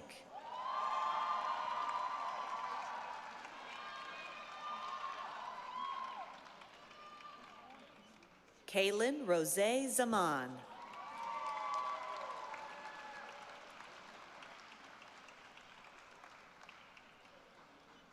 Gisela Zakeo.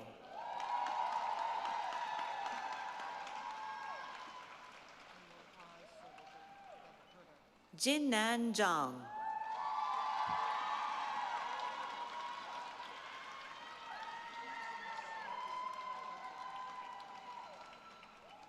Leia Zhang.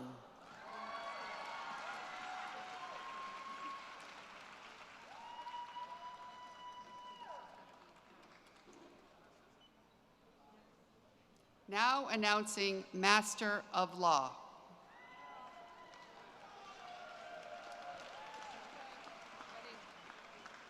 Shinor Anthony Aluko.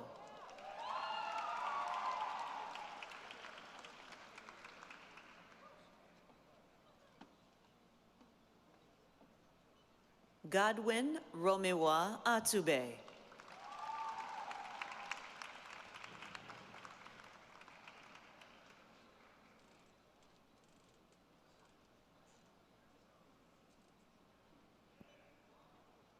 Maria Alejandra Baca Cuneo.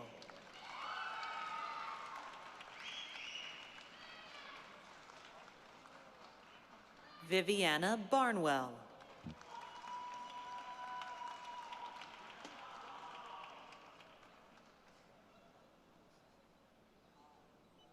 Muriel Binder.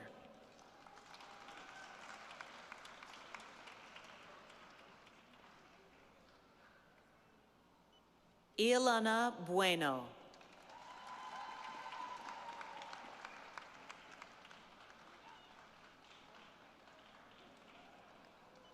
Andreas Butler.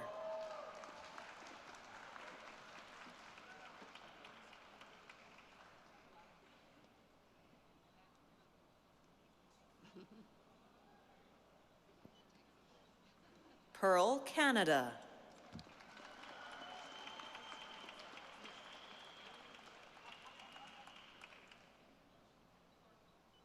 Ali Chaudhry.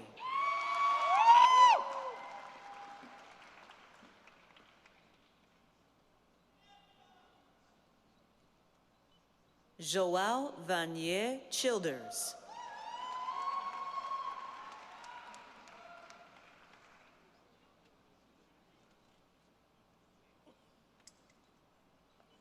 Rishab Chaudhry.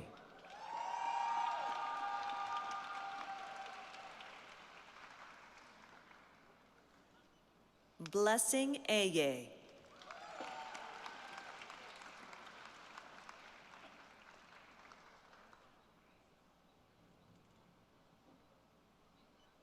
Fatumata Faye.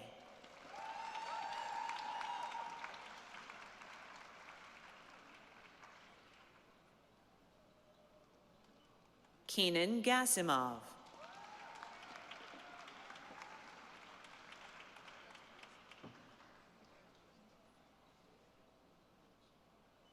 Nancy Elizabeth Gomez.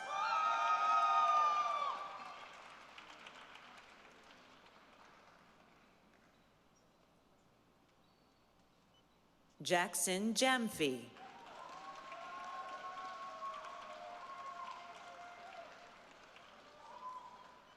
Bethany Hunter.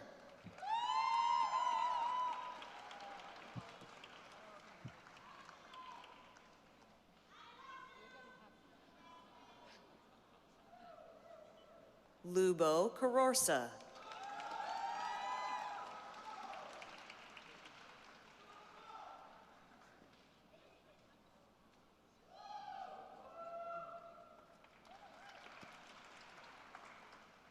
Alejandra Lopez.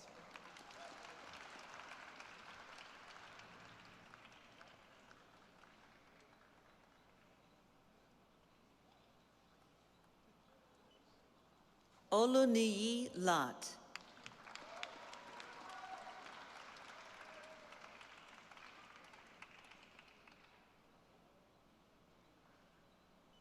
Alberto Mejias.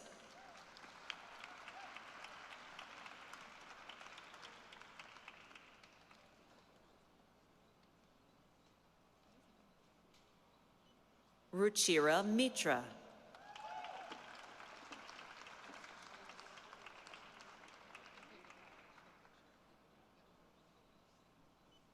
Betty Nansambuga.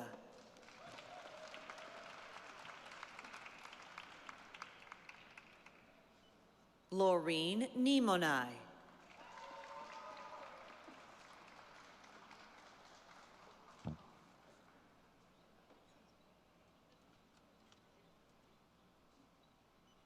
Obioma Felicia Okonkwo.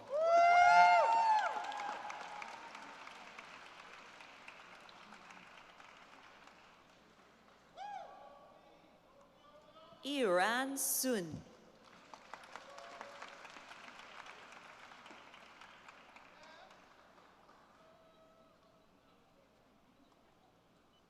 Jesse Isaac Odogu Otutu.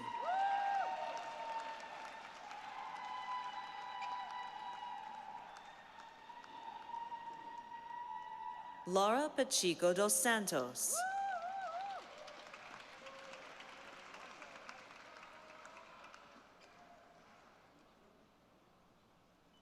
Agat Sidhu.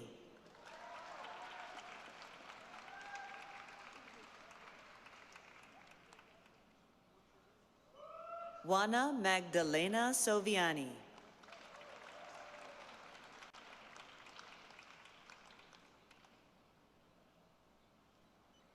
Gaurav Thote.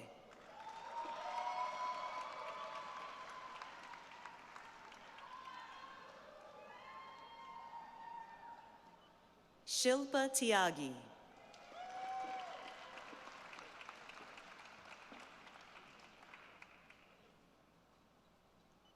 Monica Velova.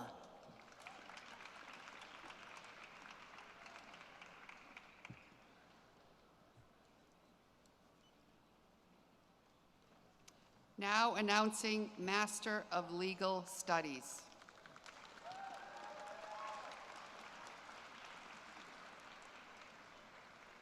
Angel Tien Ku Alarcon.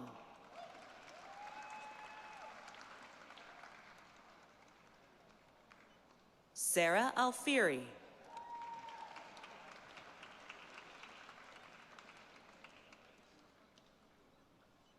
Mariana De Souza Barroso.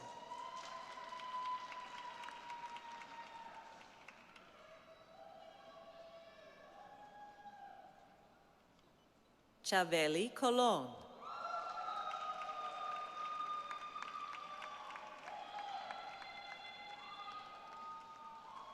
Joelle Conlin.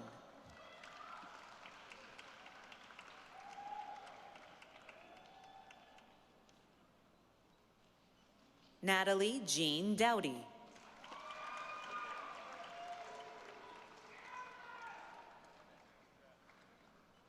Zaria Victoria Durant.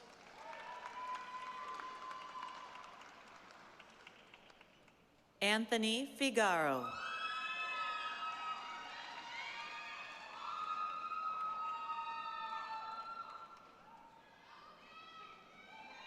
Luis Flores.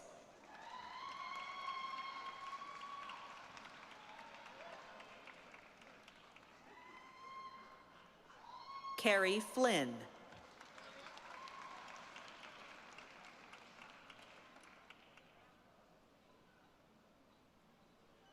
Monica Elizabeth Gleva.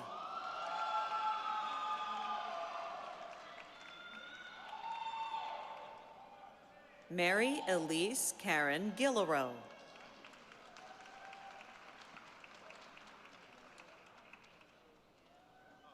Lindsay Hamilton.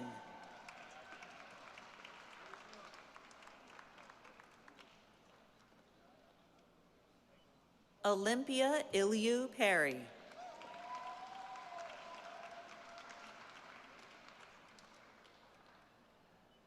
Diosthenes Medina.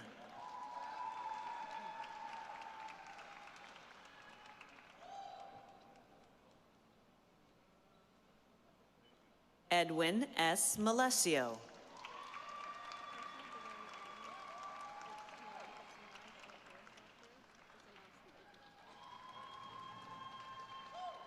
Allison Peduto.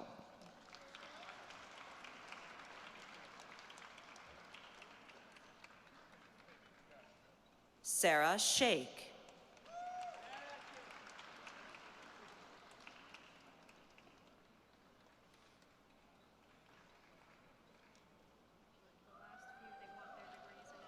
Kathleen Shields.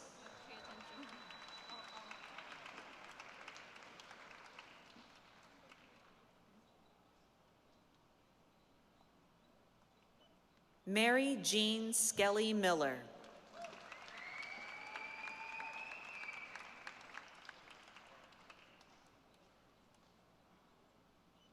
Kristen Davis Tenalia.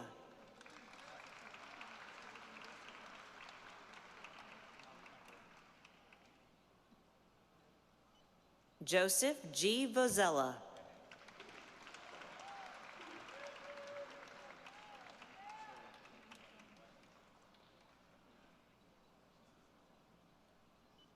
Fei Hong Yang.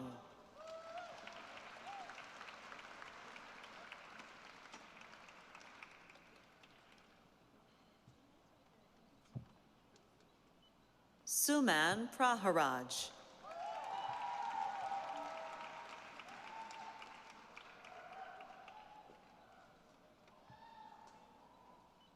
Promise Ifeanyi Onyibe.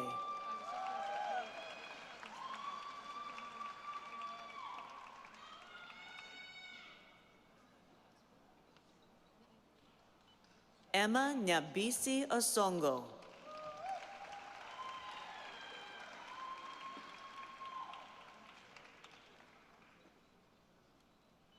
Enobong Gift Ekim.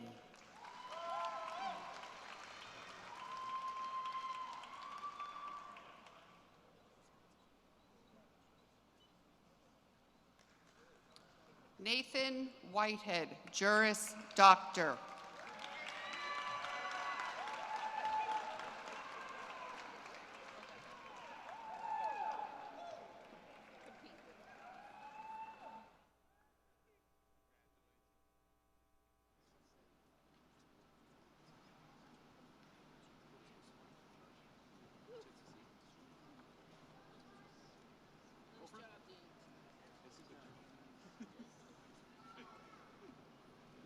Congratulations, everyone. Well done.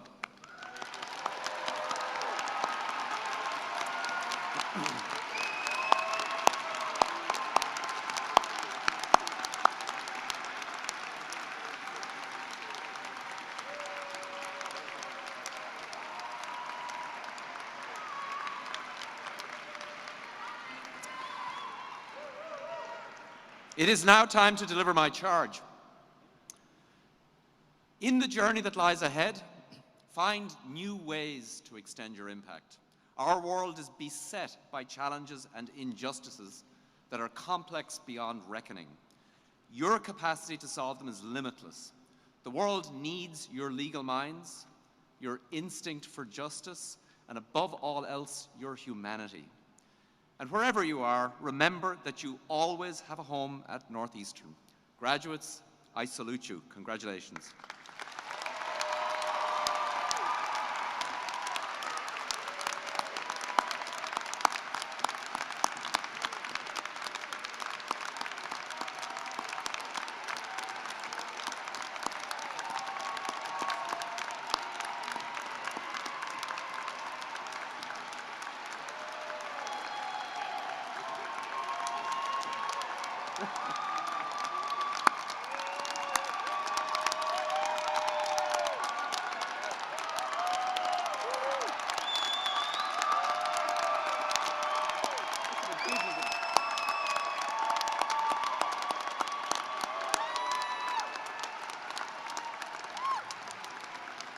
I now turn the program over to Chief Marshal Christopher Bosso.